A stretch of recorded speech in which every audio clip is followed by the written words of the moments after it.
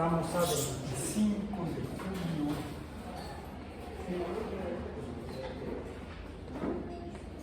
de 2022 en el curso de estadística. Biomatemáticas.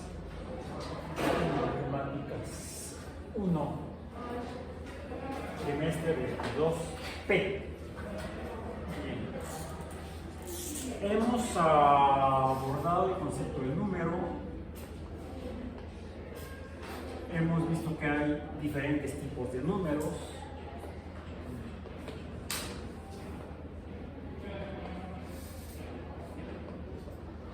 O no tipos, clases, conjuntos, diferentes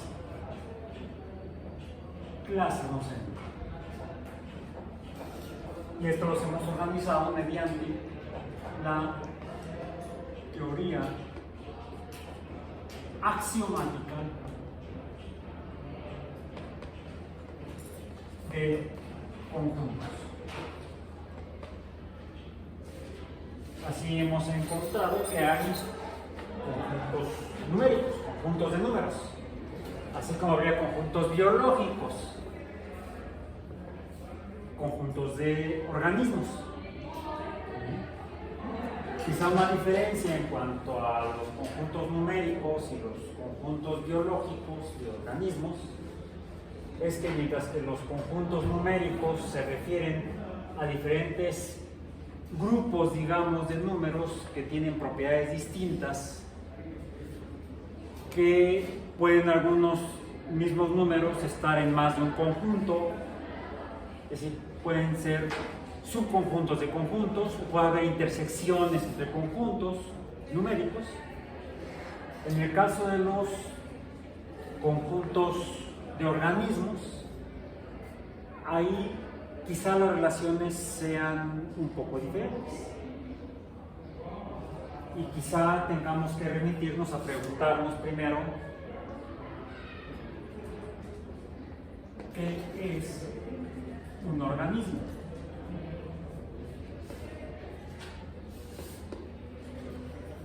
¿Qué es de sus recuerdos de sus cursos previos sobre biología? Porque digo, ya estamos en la semana 3 del trimestre, pero apenas han pasado 2. No sé qué cursos estén llevando en ese trimestre mismo.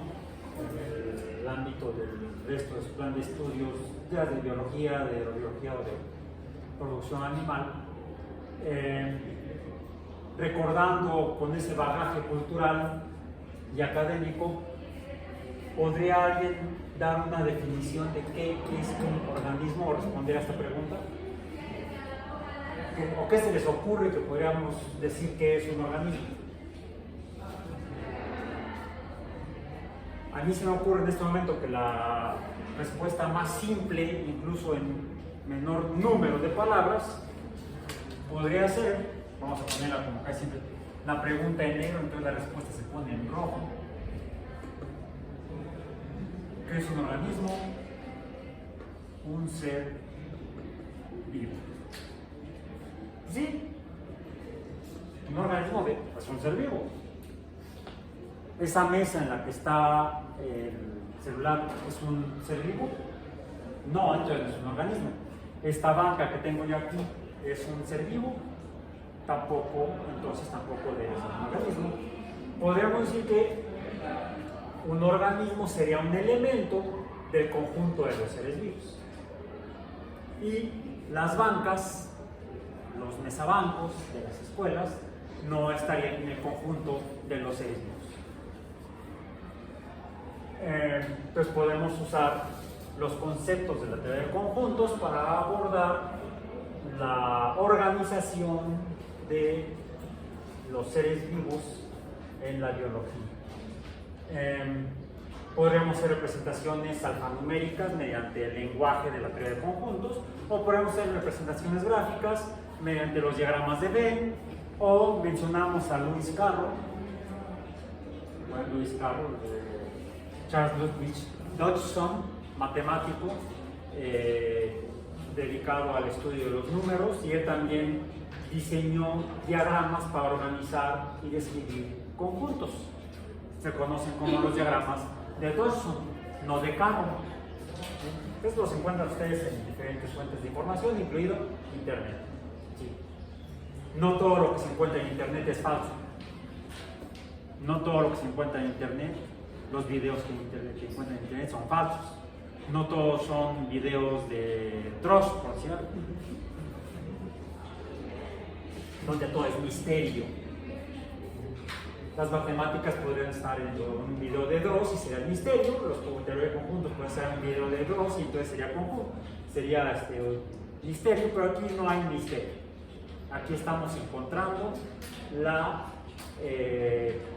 el conocimiento y tratamos de acercarnos a él para que entonces ya no sea un misterio, entonces lo sacamos del canal de Dross.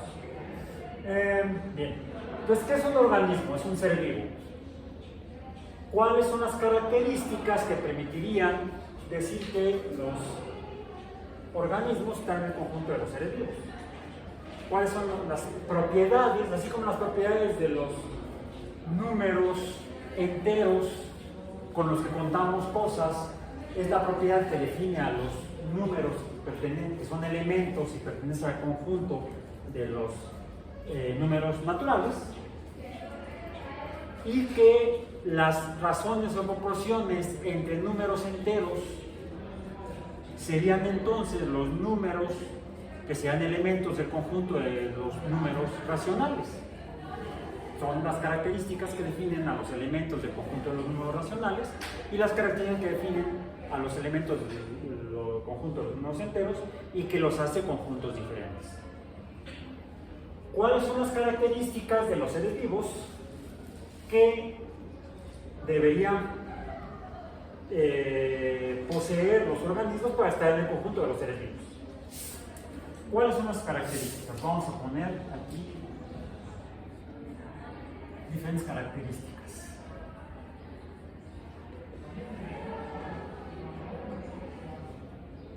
¿Cuáles son? La primera. ¿Perdón? Antes de eso, ¿perdón? Eso sería reproducción. No, antes de eso, esa era parte del metabolismo. Y por cierto, todos respiran a través de diferentes mecanismos químicos. La respiración aerobia, fermentación, etc. Todos podríamos incluirlos en el conjunto de la respiración. No, antes de eso, pero ¿qué es lo que se irrita? La célula. La célula. Primera característica, todos son células, o todos están formados por células.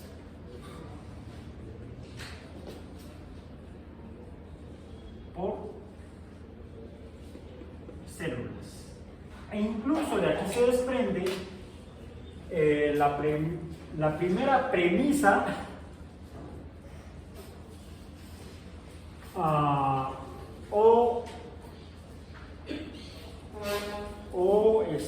paradigma o teoría fundamental para definir qué es un ser vivo,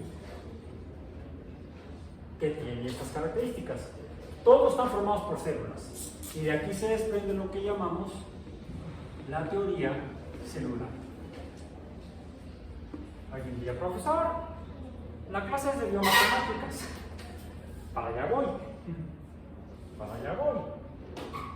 Más bien, aquí estoy. No voy, ya llegué. Sí, llegué un poquito tarde, como 5 o 10 minutos tarde, después de las 3. Bien.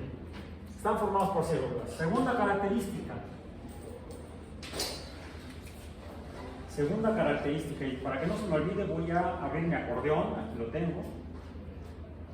Tengo un documento, es un PowerPoint, es un Keynote, un archivo de Keynote, donde tengo las características de los seres vivos. La primera, a esto se le llama celularidad. Están formados por células. La palabra dominguera es celularidad. Celularidad. Están formados por células. La segunda, es parte de lo que mencionaste de metabolismo y que tiene que ver con la respiración. No todos respiran, pero algunos llevan a cabo un proceso que sería bioquímicamente reversible a la respiración. No, la fotosíntesis. La fotosíntesis que le hacen los seres verdes, no confundir con los enanitos verdes, era una banda ochentera de rock argentino. También los hombrecillos verdes, esos son los que imaginan que vienen de otro planeta. Extraterrestres, no. Los seres verdes en este planeta son verdes porque contienen una molécula que se llama, bueno, una variedad de moléculas que se llaman clorofilas, y las clorofilas son capaces de utilizar la luz para empujar los procesos vitales. Empujan y permiten que siga vivo, y eso es una fuente de energía. Energía es la capacidad de toda fuerza para producir trabajo. El trabajo de mantenerlo vivo lo realiza la fuerza de la fuerza descrita por la ecuación de Planck. La energía de un fotón, la fuerza de un fotón, que cuando interactúa con la estructura de la molécula de la clorofila, ¡pum! El ser vivo está vivo, el ser verde está vivo, porque puede llevar a cabo no respiración, pero sí fotosíntesis. Entonces, toman energía del entorno, toman energía del entorno. Por cierto, la energía, esa energía se procesa. Hay un proceso, hay cambios en la energía. La toman y se modifica esa energía hacia otras formas de energía o hacia otras formas en las que se puede transformar la energía, que es, por ejemplo, para transformarse la energía en materia.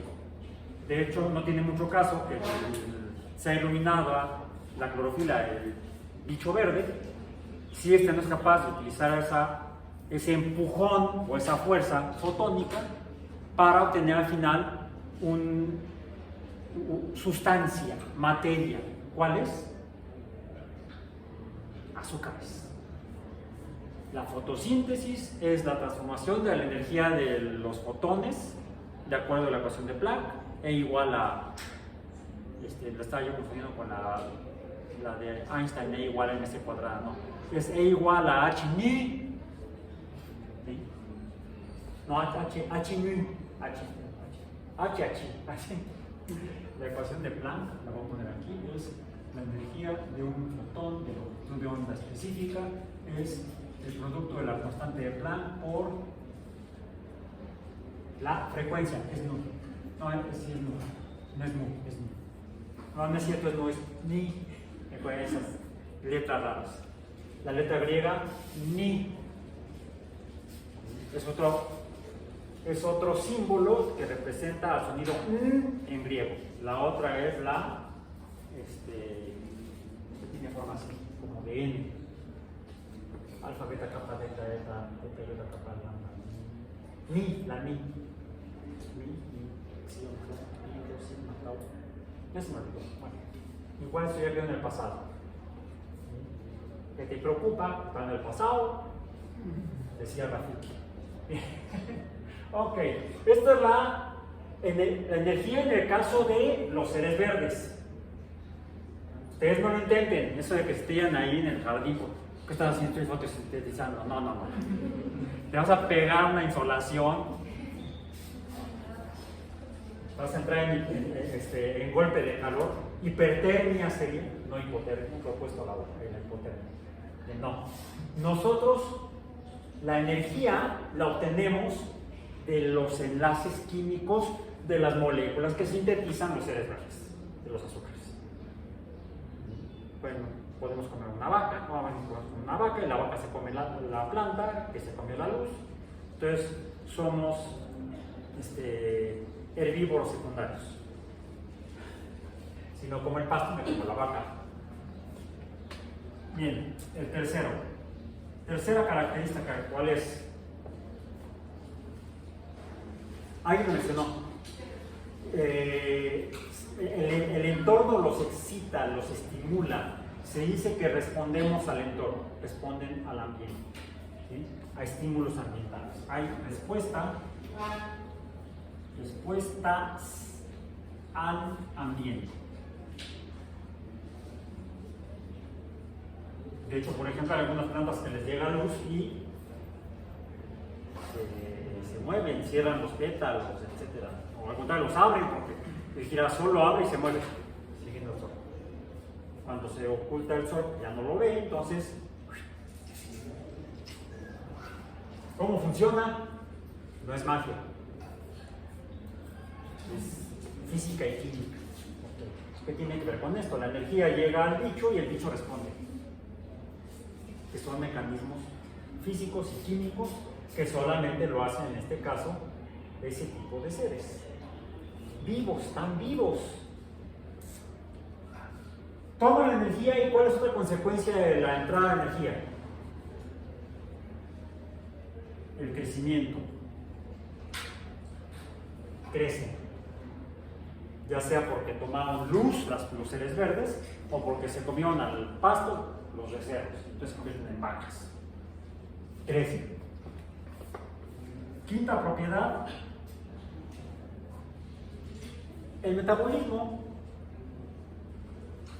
que es una serie de reacciones químicas impulsadas por energía. De hecho, son también transformaciones de materia y energía en esas reacciones químicas que hacen que se mantenga vivo el bicho, aunque esté cambiando, tal vez en su proceso de crecimiento, quizá en su proceso de diferenciación celular y tisular. Las células se modifican, los tejidos se modifican, como parte del proceso del ciclo de vida del organismo. Entonces a eso le llamamos metabolismo. El metabolismo son toda esa serie de reacciones físicas y químicas concatenadas. Y la sexta, ya la mencionaste por acá, ¿cuál fue? La reproducción. Estas serían 6 características que tienen todos los seres vivos. Cualquier cosa que tenga esas características que estará en el conjunto de los seres vivos. Y entonces diremos, son organismos. Pero no... Ajá. Porque la regulación de la temperatura, ¿en cuál entraría?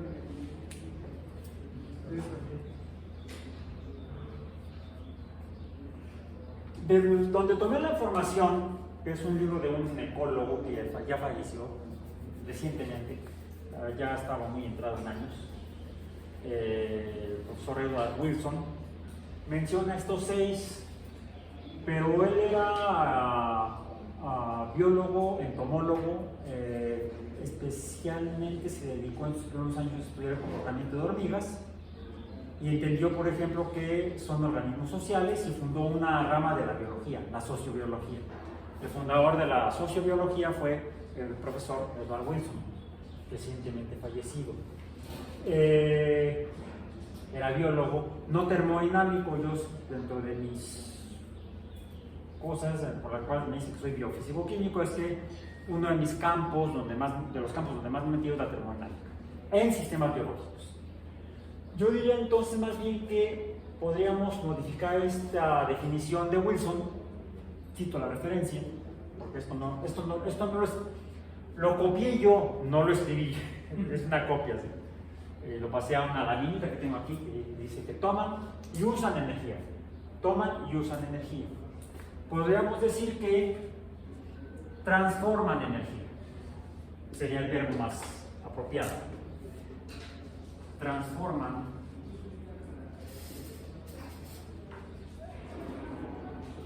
energía del entorno, o sea, del entorno.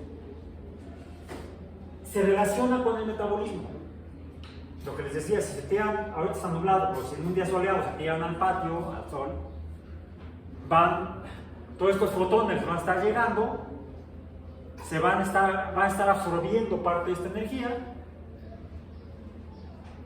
se va a estar acumulando porque no van a ser capaces de transformar toda la energía del entorno que les está llegando dentro de su metabolismo, aunque empiecen a sudar como marranitos.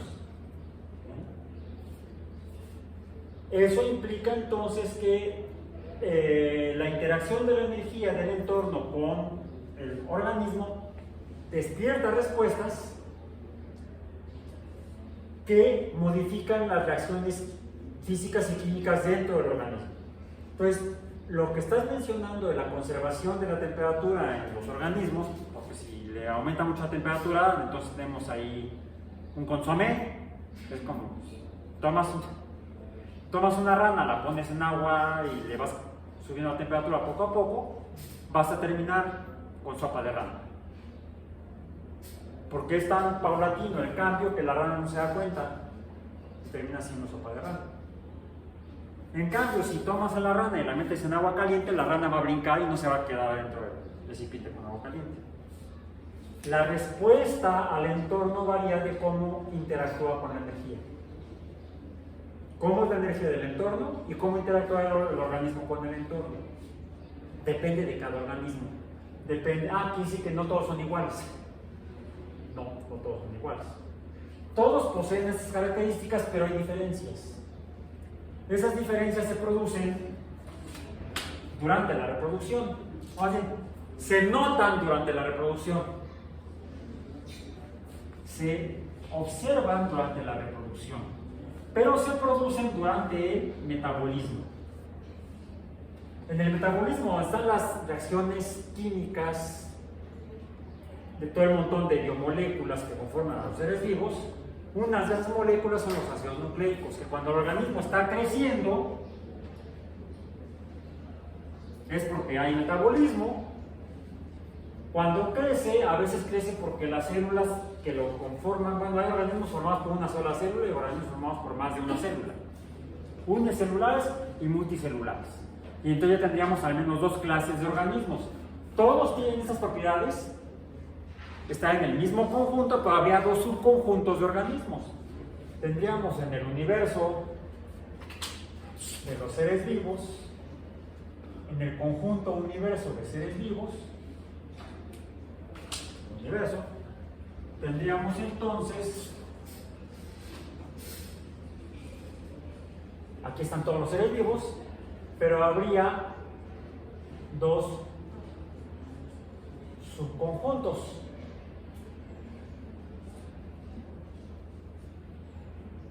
Que no se interseccionan, no hay intersección. Los unicelulares, o acelulares también les dicen, los unicelulares y los multicelulares son distintos. Y aquí tenemos dos conjuntos dentro del subconjunto de los seres vivos, el conjunto B. Es el conjunto universal, el conjunto B son los seres vivos y el conjunto U, vamos a decir, y el conjunto M, el conjunto U y el conjunto M son los subconjuntos del conjunto B. Entonces diríamos que, a ver, la nomenclatura de conjuntos. Vamos a ver. Lo tenemos acá. Presentación.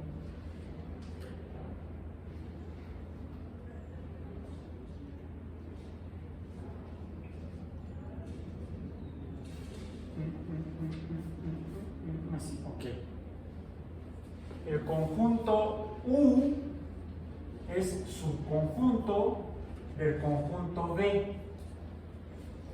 El conjunto M es subconjunto del conjunto B.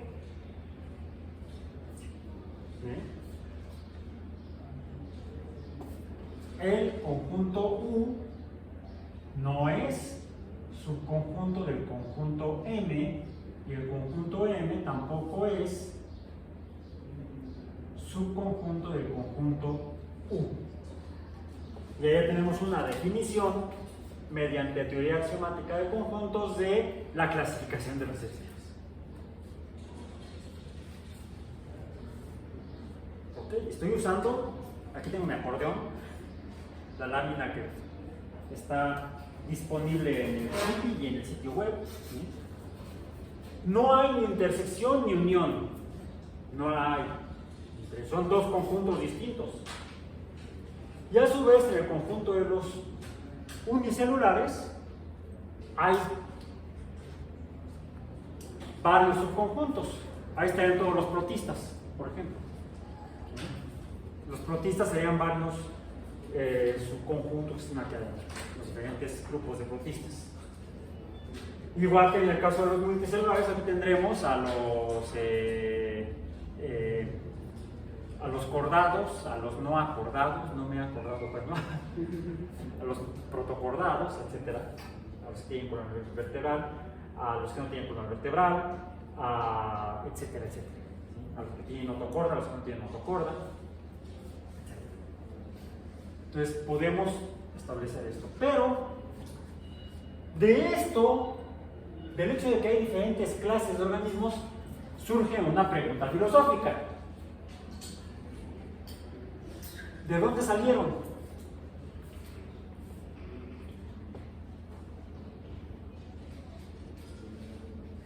De hecho, de aquí decíamos que en el proceso de el crecimiento, el metabolismo y la reproducción, aquí hay una serie de instrucciones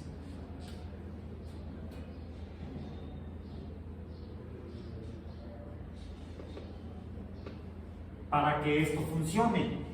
Sin instrucciones, sin información, no funciona. Hay una explicación de las instrucciones. La pregunta es, ¿cómo se enteran las células qué es lo que tienen que hacer?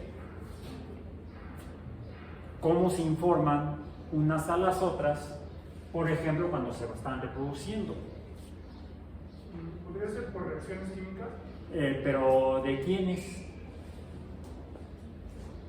¿Cuáles son las moléculas que llevan a estas reacciones químicas para que haya el proceso de reproducción? Y que tenga que ser para que lo que surja de la reproducción sean organismos vivos iguales o parecidos a su mamá y a su papá. Bueno, de hecho encontramos dos tipos de reproducción.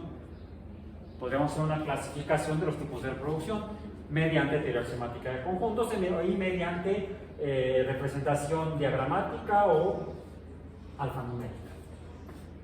¿Sí? Y encontramos principalmente un mecanismo de reproducción al que llamamos asexual y al que llamamos sexual. Habría al menos dos tipos de mecanismos de reproducción. Pero ¿cómo funcionan en cuanto a que cuando se reproduce una célula, que es un ser vivo, un organismo, el producto de la reproducción sea como tiene que ser y no una quimera? ¿O el ADN? Antes del ADN, porque esa cosa a la que mencionas, ADN, son las tres letras con las que representamos una palabra más larga, parangaricotirinícola, ¿no? Ácido desoxirribonucleico, y está bueno para jugar abogados, con sus compañeros que no sean de biología, con sus compañeros sociales que van a jugar cosas con la palabra. Ellos sí les van a responder con palabras de la jerga que manejan aquellos. Bien, los ácidos nucleicos fueron descubiertos a finales del siglo antepasado, a finales del siglo XIX, como un grupo de moléculas, compuestos químicos con propiedades ácidas que se extrajeron del núcleo de células de heridas infectadas, o sea, de la pus, ¿sí? Separaban células, la ponían en el microscopio y observaban que en algunas de las células los núcleos estaban crecidos. Pudieron separar los núcleos del resto del citoplasma y tratar de averiguar por qué estaban crecidos, qué había en ellos, y encontraron que había una sustancia muy ácida. Dijeron, es un ácido nucleico. Fue así como se descubrió más o menos a los ácidos nucleicos. Después se caracterizaron sus propiedades químicas, se encontró que estaban formados por azúcares, por ácido fosfórico, que es el que le daba la propiedad ácida, y curiosamente por otra molécula orgánica, pero con propiedades básicas. Pues de hecho no era una, eran dos, al menos. no, cuatro, perdón, cuatro, de dos tipos.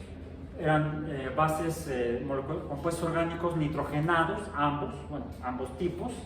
Unos eran pirimidinas y otras eran purinas. Y las dos bases nitrogenadas se encontraban en el mismo ácido nucleico. Encontraron que había ácidos nucleicos con dos tipos de azúcares. El azúcar era básicamente el mismo, la ribosa, pero en uno de los ácidos, a la ribosa tenía deficiencia de oxígeno, le faltaba un oxígeno al obtener la fórmula condensada del CHO, de las azúcares de la ribosa, de un ácido y del otro. Entonces se clasificaron se encontraron dos tipos de ácidos nucleicos: los ácidos que tenían ribosa oxigenada, era el ácido ribonucleico, y el ácido nucleico en el cual a la ribosa le faltaba oxígeno. Entonces de ahí se le llamó ácido desoxirribonucleico. Punto. Siglo XIX, finales del siglo XIX. Desde antes, desde que en 1800, ¿qué año fue? Cuando publicó Mendel sus hallazgos. Ya lo leyeron. 1865, que fue cuando lo publicó. Sí, lo presentó de manera oral el año anterior, pero en 1865 publicó su trabajo extenso. Él identificó que había alguna manera en la cual los chícharos se pasaban la información hereditaria, para que fueran chícharos de un tipo o chícharos de otro. Esas eran las instrucciones, los genes. Las instrucciones son los genes. ¿Sí? Pero hasta aquí la idea del gene era, pues, de alguna manera, las células reproductoras de la planta. Ya se sabía que había femeninas y masculinas, la reproducción de las plantas es sexual. Se entrecruzan y se forma la semilla, y en la semilla está el embrión, y el embrión va a crecer y va a dar una planta con características de acuerdo a cómo se juntaron las células gaméticas masculina y femenina para formar al nuevo organismo. Y el organismo se parecía a unos o a otros dependiendo de las instrucciones, en algo que el primer concepto fue matemático, fue numérico, fue un número proporcional, no fue material, fue una abstracción numérica. El concepto de gene en 1865 era una abstracción numérica. Fue por eso que los botánicos no entendieron ni chicles. Andaban en otro mundo, distinto al de la mente de Mendel. Quizá por eso se perdió su trabajo. Por cierto, Mendel sí se enteró que en el Reino Unido, en Londres, había salido a la venta un libro titulado, aquí tengo la imagen para copiar el título, On the Origin of Species by Means of Natural Selection, or The Preservation of Favored Races in the Struggle for Life, by Charles Darwin, M.A., Fellow of the Royal Geological Linnean, etc. Societies. Autor de otros artículos, otros textos. Traducido al español. Sobre el origen de las especies, voy a poner ahora por acá, sobre el origen de las especies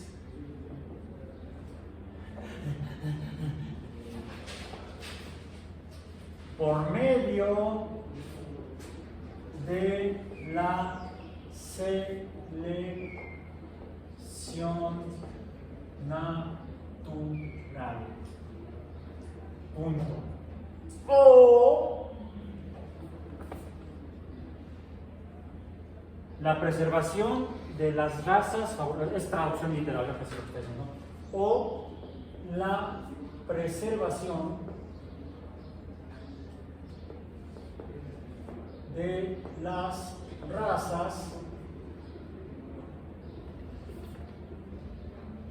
en la lucha por la vida. En la lucha, pongamos por la supervivencia, más bien. Por la supervivencia. Sería una traducción más apropiada.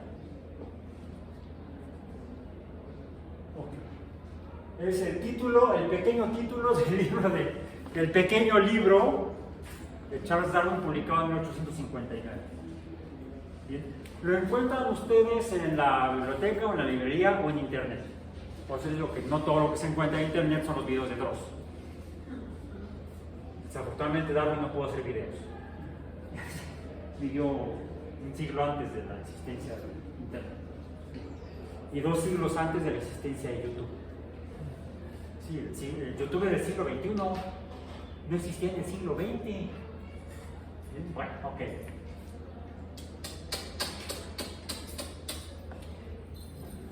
El autor, por Charles Darwin.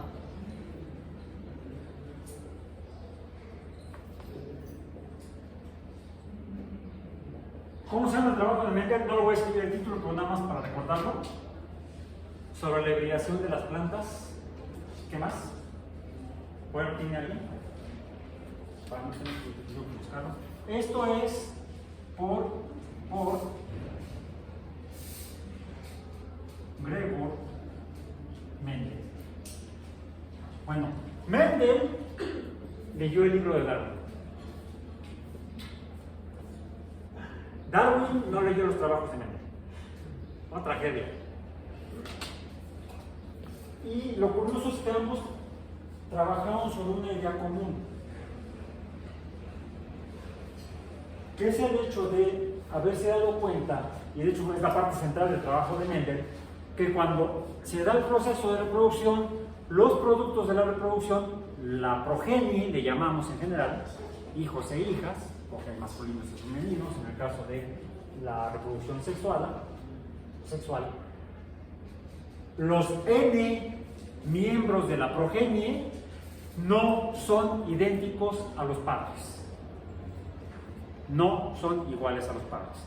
Las observaciones de Mendel con los chícharos, con algunas de las características de los chícharos, no con todas, las más notables son el color del albumen y la cubierta, la apariencia física de la cubierta, son las más claramente distinguibles, con características diferentes, claramente identificables. O el albumen era claro o era verde oscuro. O eran oscuras o claras, no había de medias tintas, no había manchaditas, no. Eso le permitió a Mendel hacer el modelo numérico. Si hubiera encontrado que unas estaban manchadas y otras estaban o medio desteñidas, vamos a decir, en una forma gradual, no hubiera podido llegar al concepto de lo que ahora conocemos como género.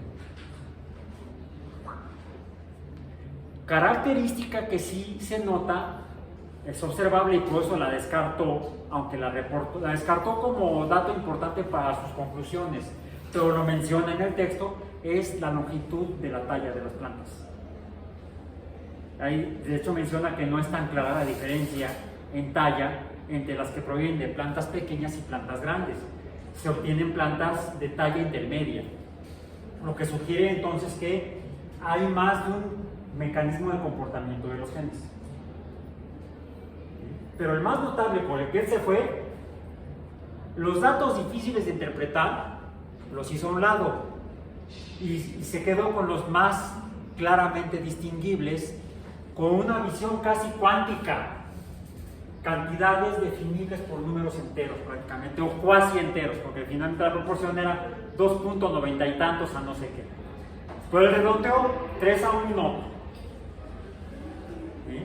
Es lo que permite el uso de la herramienta matemática, cuando uno distingue que hay diferentes tipos de números y se vale jugar con ellos. Si reconozco que hay números enteros, números racionales, números irracionales, pero yo puedo jugar con ellos y hacer algo como una especie, no de sopa de letras, sino sopa de números. Ok. Entonces, distinguir características que se puedan identificar de manera limitada, cuantificada, como los cuantos de Planck.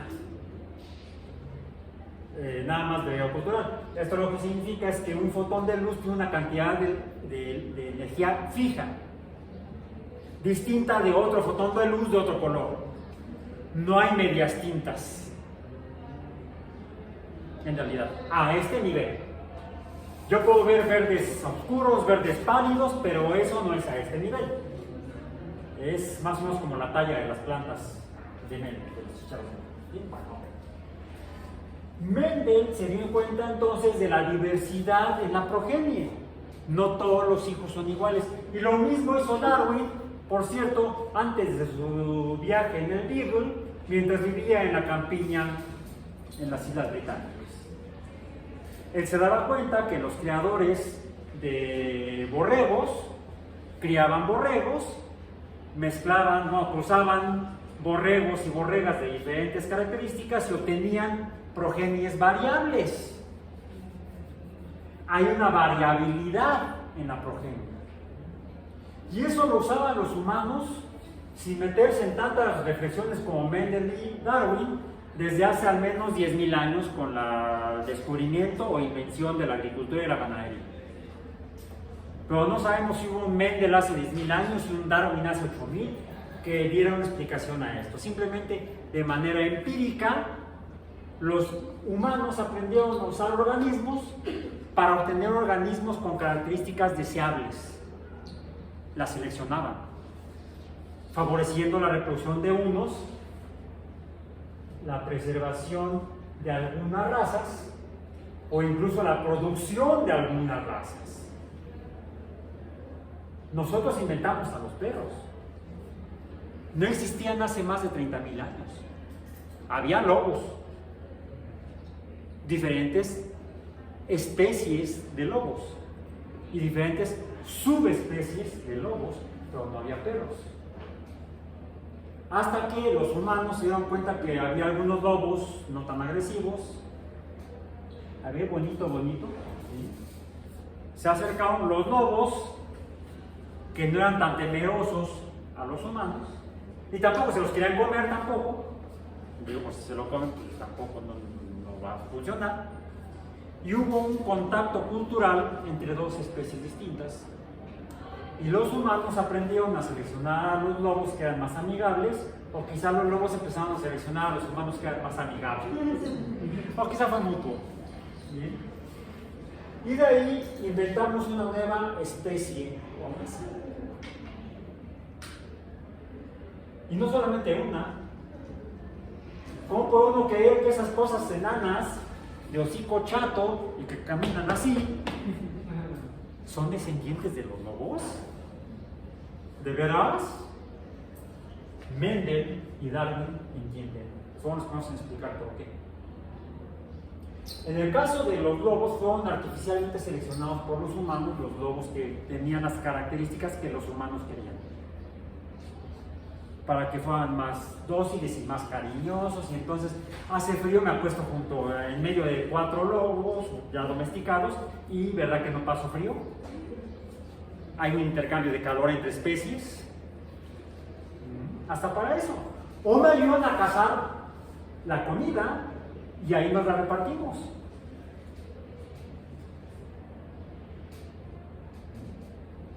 Algo similar debe haber sucedido con los caballos, con los búfalos de agua en África, por ejemplo, para la domesticación y la invención de las vacas y los toros que ahora tenemos.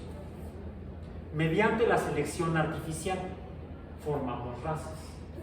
Y de hecho hay un texto de Darwin, un libro que así se titula. Es todo un estudio sobre la selección artificial. Se avienta su viaje de 4 o 5 años en el Beagle, o 3 años. Fue mucho tiempo, qué paciencia. y eso que no había internet inalámbrico. Encuentra en su viaje a lo largo de 3 océanos, el océano Atlántico, el océano Pacífico, bueno, tocan el actualmente conocido ya como océano Antártico, llegan al océano Índico, regresan al océano Atlántico y regresa al Reino Unido y recoge muchas observaciones en campo de especies silvestres e incluso de fósiles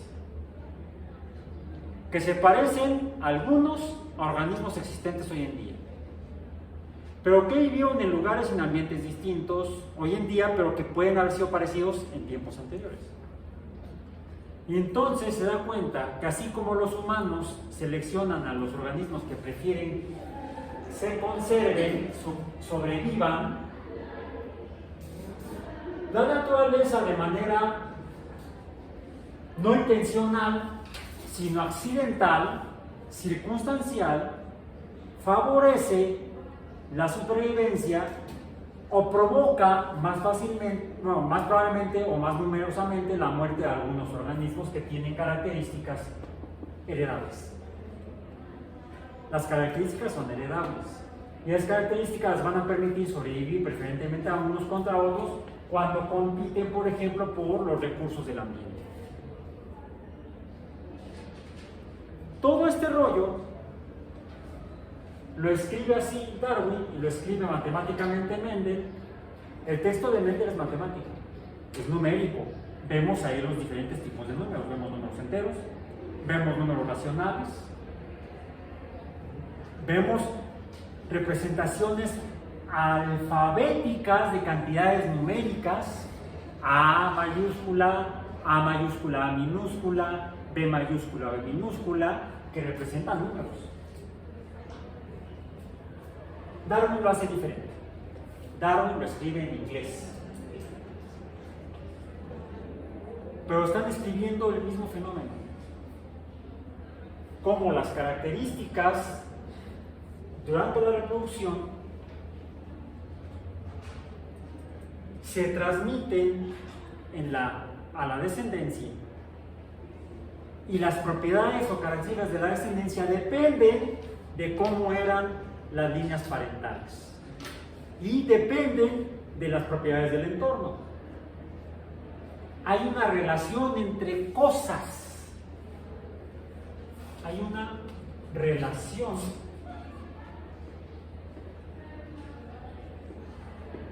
digamos entre características o entre propiedades,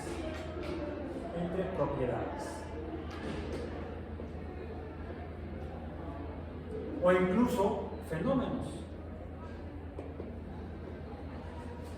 como la formación de razas o especies. Acá está. El origen de las especies se va a la pregunta que mencioné hace un momento: ¿de dónde salieron? ¿Cómo se formaron? Dependen de los genes, pero dependen del entorno. Podemos entonces empezar a representar con símbolos, apelar a la semiótica para empezar a representar, por ejemplo, especies con la letra E,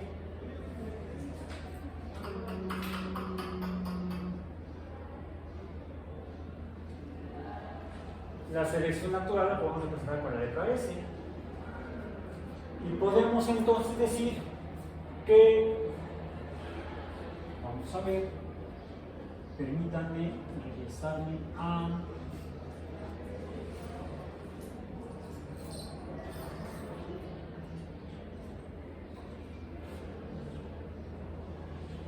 recuerdan que les encargué que revisaran la presentación, por ejemplo, el enunciado que decía: para cada X hay una Y tal que X es menor que Y.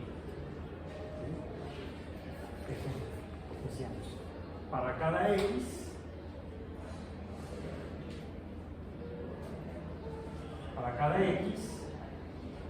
hay una Y tal que X es menor que Y. Eso es en español. ¿Sí? Eso es en español. Usando la simbología de la teoría axiomática de conjuntos, podemos escribir esto mismo así. Para cada X hay una Y tal que X es menor que Y. Y me estoy ahorrando muchos caracteres para expresar la misma idea. Podríamos decirlo también que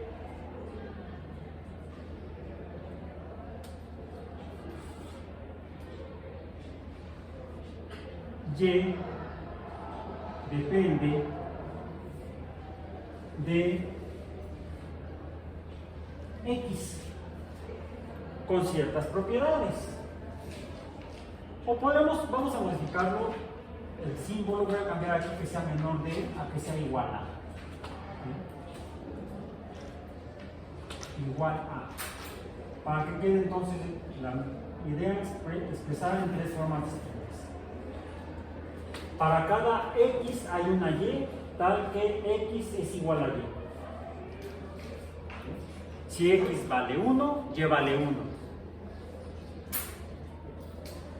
Aquí está escrito en lenguaje de teoría de conjuntos. Y aquí está escrito en una forma intermedia entre símbolos de símbolos matemáticos Y y X con algo de español. Profe, para la tarea te dejo, tenemos que basar en lo rojo o en lo negro. En cualquiera de las dos o en las dos. Es al gusto del consumidor. Es la ventaja de esto, que uno lo puede usar como a uno le convenga y a uno le sirva. Mientras lo que diga sea cierto.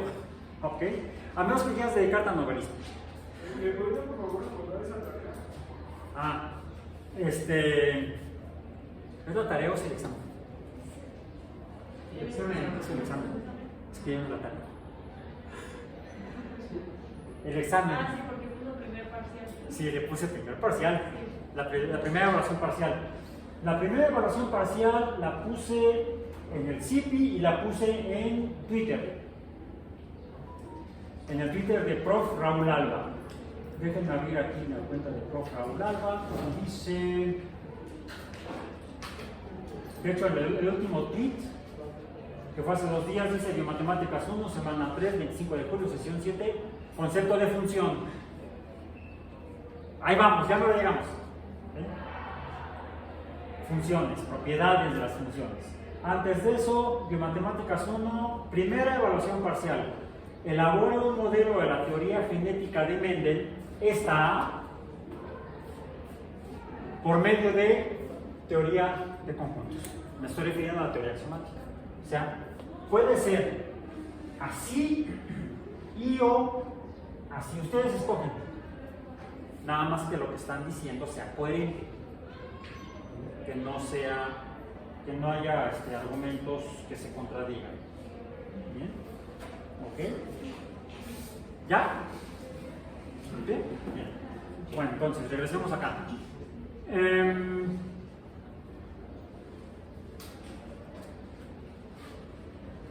Mendel se refirió a los genes como proporciones de números. O sea, es una representación numérica de genes. También usó letras. Darwin lo escribió en inglés. Incluso algo un texto que uno asumiría, supondría que es un texto escrito en lenguaje matemático, es más, su título lo dice, Principios matemáticos de la filosofía natural, por Isaac Newton, publicado en 1686, impreso en 1686, salió a la venta un año después, en 1687. Dicen los matemáticos y los físicos que es el texto fundacional del cálculo diferencial. La materia del curso de Biomatemáticas 2. Cálculo diferencial. ¿E integral? Ahí está. Y no solamente eso, en ese mismo libro, de hecho, Newton desarrolla el cálculo porque no era lo que le interesaba realmente. A él le interesaba entender y explicar el movimiento de los astros, el movimiento de los planetas, el movimiento de los cometas, el movimiento de la Tierra y los planetas alrededor del Sol. Y lo logra hacer.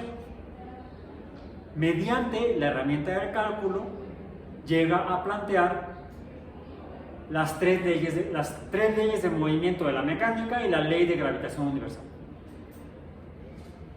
Y no están escritas en lenguaje matemático. Bueno, no están escritas en lenguaje alfanumérico. No están escritas como fórmula.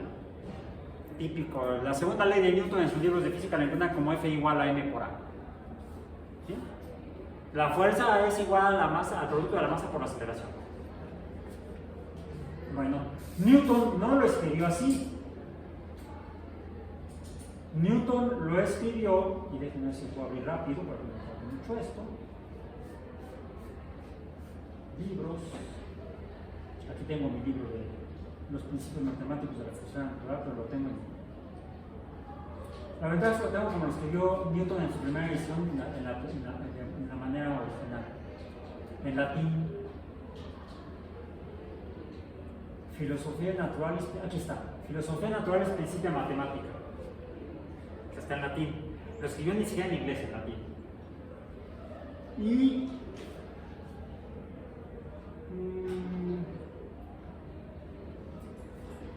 los principios de las leyes del movimiento, lo escribió Axiomata sive leges motus. Me voy a pasar a la segunda ley. Lex secundum. Mutationem motus proportionalem esse bimotrici imprese et fili secundum lineam rectam quavis sila imprimitur. No dice F igual a M por A. Está en latín. Pero lo que dice Newton, voy a poner entonces con otro color para que se distinga, la que conocemos como la segunda ley de Newton, en los libros hoy en día la vemos así: F igual a M por A. Veamos qué es lo que dice en latín, nuevamente. Mutationem motus proportionalem, se los digo en español. El cambio en el movimiento, la aceleración es cambio de velocidad. ¿Sí? El movimiento es la velocidad. Si cambia la velocidad, cambia el movimiento. Mutationem motus proporcionalem esse bimotrici imprese. Es proporcional a la fuerza impresa. A es proporcional a F. O A depende de F. La aceleración depende de la fuerza para un objeto al que se le aplica, se le imprime esa fuerza, esa perturbación. Es lo que dice. La fuerza depende del cambio en el movimiento, de que vaya más rápido, depende de que lo empujes más fuerte. O incluso el que pase de una velocidad mayor a una velocidad menor, que vaya más despacio, depende de que le pises el freno. ¿Sí? Si no le pisas el freno, se sigue a la misma velocidad. La fuerza es lo que me cambia la velocidad, ya sea que la aumente o que la disminuya. Si la aumenta, le llamamos aceleración. Si la disminuye, le llamamos desaceleración o frenado. En español mexicano, frenado. En físico, aceleración. No, desaceleración. Si van con su cuate y digo, oye, vas muy rápido, haz una aceleración negativa. ¿Mandé? Desacelera. ¡Frena, menso! Ok, bien. Puedo expresar la misma idea en lenguaje humano oral o escrito, en latín, en inglés o en español. O puedo usar el lenguaje de la teoría de conjuntos. Podríamos decir que la aceleración dependería de la fuerza de alguna manera, bla, bla, bla. Puedo escribir esto de esta misma manera o con el mismo tipo de símbolos. Y lo que encuentro entonces es que existe una relación entre cosas, entre fenómenos. ¿Qué tanto va a cambiar la aceleración? Pues depende de la fuerza. ¿Cuál va a sobrevivir? Depende del fenómeno natural que seleccione.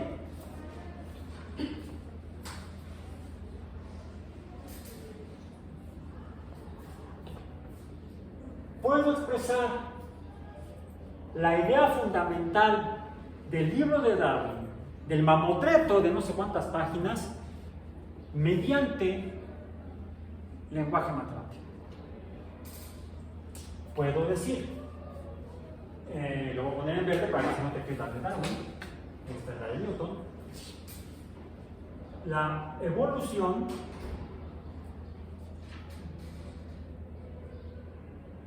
está en función de la selección, la formación de especies, la especiación o la formación de especies está en función de la selección natural. Yo puedo entonces escribir esto de manera equivalente. Y depende de X, o en otras símbolos, no son palabras, o palabras matemáticas. Y depende o está en función de X. ¿Qué es una función? Que es el tema de hoy, definición de función. Es la relación entre dos cosas, punto. Así, de simple. Cualquier relación entre dos cosas, sean fenómenos biológicos, sean fenómenos físicos, sean cantidades o propiedades de chícharos, siempre que haya relación entre dos cosas, va a ser una función. Y entonces la puedo expresar en lenguaje matemático de teoría de funciones. De hecho, puedo expresar una función mediante el lenguaje de teoría de conjuntos. Aquí está. Esto es lo mismo que esto, solo que está escrito en dos idiomas diferentes dentro del mismo ámbito de las matemáticas. Y no solo eso, sino que además, como puedo expresar esto de manera gráfica, también hay una manera en la cual puedo expresar las funciones de manera gráfica. Esto es un poquito, no es enchilame otra vez. Estamos ante los más complejos fenómenos en el universo, la evolución biológica. Es mucho más simple predecir el cambio de velocidad de un objeto en una pelota que en una esfera que rueda, en una pelota que rueda, en una pelota que cae. Es más sencillo, es un fenómeno más simple. Y entonces yo puedo hacer una representación de esto. Aquí yo asumo ciertas características de las cantidades correspondientes. ¿Cuáles son? De hecho, aquí son tres cantidades, fíjense. Aquí escribí dos cantidades, X y Y. Nada más. Son dos cosas que dependen una de la otra. ¿Sí? Lo que estaba estudiando era un poco más complejo que esto. Y igual a X, o X igual a Y. Aquí son tres las cantidades: la fuerza, la aceleración y la masa. De hecho, esta es otra función. Lo que me dice que la energía de una luz de un color depende de la frecuencia de esa. De hecho, aquí me faltó la frecuencia de esa luz de ese color. Esto también es otra función. Esta es una función. Es la función de Planck. Es la segunda ley de Newton, que es entre paréntesis, es otra función. Esta es otra función cualquiera. Y yo puedo hacer representaciones mediante dibujos, mediante gráficas de funciones. Puedo representar aquí cómo cuando yo cambio la fuerza va a cambiar la aceleración. Si yo aumento la fuerza, la aceleración puede cambiar tal vez así. Y digo entonces que se trata de una función lineal, una línea recta, o tal vez cambie así. Esta sería una función lineal, y esta sería una función que no tiene forma de línea recta, sino que sería entonces una función no lineal. Y me quemé un poco para ponerle nombre. Línea espero es carita. Si no es lobo, es loba. Entonces, en pocas palabras, después de muchas palabras que dije yo antes, pero quería poner en el ámbito de las necesitamos los estudiosos de las ciencias biológicas, necesitamos a quienes nos interesa entender cómo funcionan los seres vivos. Necesitamos entender qué, cómo es o puede ser una función. Es evidente que sí.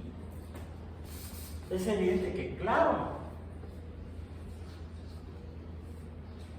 No es lo mismo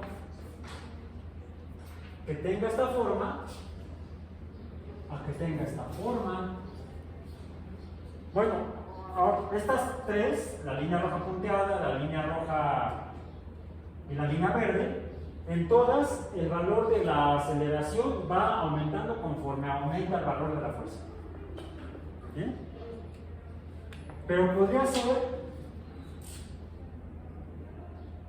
que fuera al revés, que fuera tal vez una línea recta pero inclinada a contra esta, y la negra, conforme aumenta la fuerza disminuye la aceleración. Diríamos que si se trata de un automóvil, aquí le estoy poniendo la pata al acelerador y aquí le estoy poniendo la pata al freno. En una disminuye la aceleración, disminuye la velocidad, y en otra aumenta la velocidad. ¿Sí?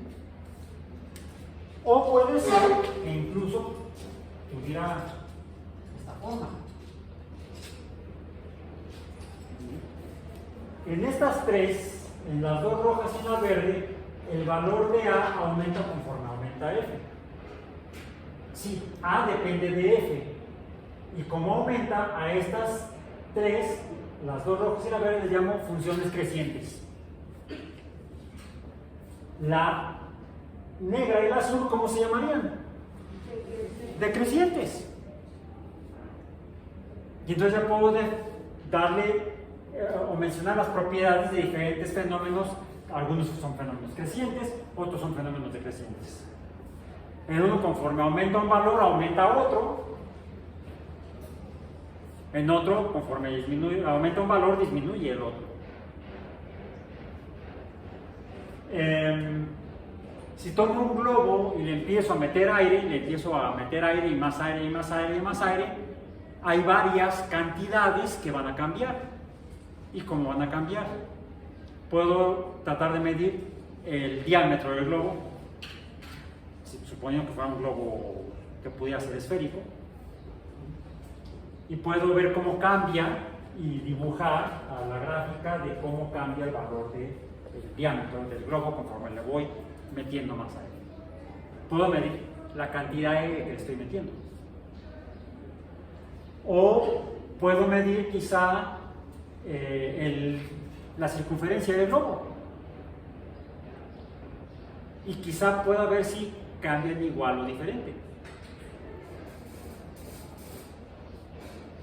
O cómo cambia el volumen del globo. Son tres cantidades diferentes. Una es el diámetro, otra es la circunferencia, otro es el volumen. ¿Cómo van con su primera evaluación parcial? ¿Ahí la llevan? ¿Sí? Más o menos. Bien. Porque les quiero proponer un ejercicio que puedan hacer en el transcurso de la semana, ya que terminen su evaluación parcial y ya que me la entreguen. Tomen un globo, tomen una jeringa de 10 mililitros. Se puede hacer con agua, se puede hacer con aire. Y vayan agregándole tal vez de 5 en 5 o de 10 en 10 mililitros de materia. Puede ser aire, puede ser agua, o lo que sea más cómodo. Y vayan midiendo estas tres cantidades del globo. Hay otra manera que podemos representar entonces cómo cambian cantidades. Aquí estamos hablando de qué cantidades dijimos. Vamos a ponerlo aquí. Vamos a decir el fenómeno del globo. El globo. Aquí lo que nos preguntaríamos es ¿cómo depende de la cantidad de materia, M, ¿sí? En función de M, la cantidad de materia? Primero, el diámetro del globo. Segundo, puedo escribirlo yo con la Y a la izquierda y el f de x a la derecha, o al revés, como lo estoy poniendo yo aquí. Lo que importa es que yo entienda la idea, la expresión. ¿Cómo depende o está en función de la masa la circunferencia?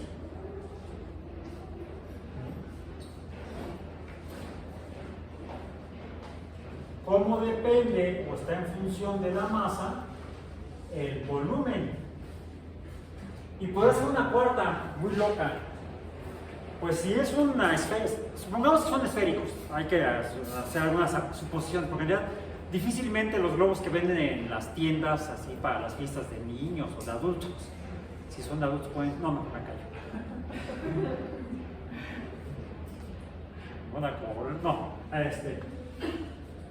Imaginemos que son esféricos. Podemos medir el diámetro, podemos medir la circunferencia, podemos medir el volumen y también podemos medir la superficie, el área.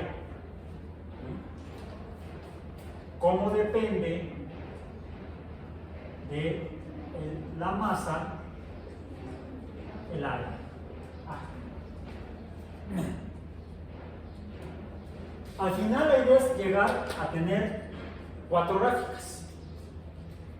En la línea horizontal siempre vamos a tener a M, porque esta la estamos poniendo nosotros. 5 mililitros, 10 mililitros, 15 mililitros, 20 mililitros, de 5 en 5. Y vamos midiendo con una cinta, lo más apropiado será una cinta de costura, que es más flexible que un flexómetro de arquitecto, maestro, albañil o lo que sea, o ingeniero. Es más fácil con una cinta de costura. Medir el diámetro, la circunferencia, el volumen y el área se calculan a partir de la circunferencia o el diámetro, o cualquiera de los dos. Antes de hacer las gráficas, tengo que hacer una cuarta representación de una función. Ahorita hemos visto 3 representaciones de las funciones. La primera, en idioma humano, común y corriente. Puede ser inglés, puede ser latín, puede ser español. Ahí está. El origen de las especies depende de la selección natural. Está en español. Así lo dije. La formación de especies depende de la selección natural. Punto. Primera forma. Segunda forma, por medio de la teoría, por medio del lenguaje matemático alfanumérico. ¿Sí? Es la segunda forma. Puede ser con lenguaje de teoría de conjuntos, puede ser con lenguaje de teoría de funciones. Es una segunda forma, un lenguaje alfanumérico matemático. ¿Okay?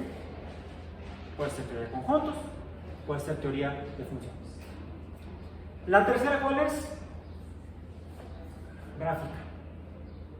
Van 3. Hay una cuarta que podemos hacer con las funciones, en forma de tabla. La típica tabla, la voy a poner aquí, sería X contra Y. Y aquí voy poniendo los valores de X, aquí los valores de Y. Yo debería poder tener una tabla de A contra F. ¿Sí? ¿Cómo cambia la aceleración conforme aplico fuerzas diferentes? La tabla y luego las gráficas. O las tablas y luego las gráficas. Aquí son 4 tablas. La primera será M, la masa, en mililitros será el volumen, también el volumen de agua, que es una masa.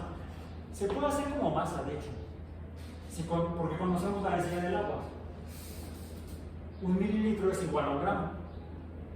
10 mililitros son iguales a 10 gramos de agua. Entonces pueden poner la cantidad de agua en gramos, la masa. Sí, es cierto, el volumen depende de la temperatura. Es uno de los problemas que vivimos actualmente con el cambio climático. No solamente el hecho de que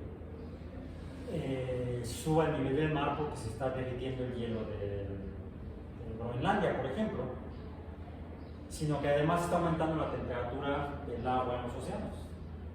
Y el agua se expande también en función de la temperatura. Entonces puede haber aumentos mayores a los estimados en el nivel del mar, no solamente por la cantidad de agua que se está incorporando del deshielo, sino porque es agua o va a ser agua a mayor temperatura y entonces ocupa un volumen. Bueno, por aquí supongamos que la temperatura no afecta la cantidad y la densidad del agua es 1. Entonces serían 4 tablas. La primera tabla sería M contra D, la siguiente sería M contra C, la siguiente M contra B y la última tabla sería M contra A. Y para cada tabla tengo una curva o raya o función en la gráfica. En una misma hoja gráfica, donde ponga yo mi sistema de ejes horizontal y vertical, típicamente X y Y. ¿Cuál sería entonces X? M, X. Y la Y cambia. En una es D, el diámetro, en otra es la circunferencia, en otra es el volumen y en otra es el área o superficie. El área de la superficie, de hecho. Bien, y con esta encomienda, para que no suene feo, tarea, con esta misión terminamos la sesión de hoy. Nos vemos entonces en la siguiente sesión para ver diferentes tipos de funciones.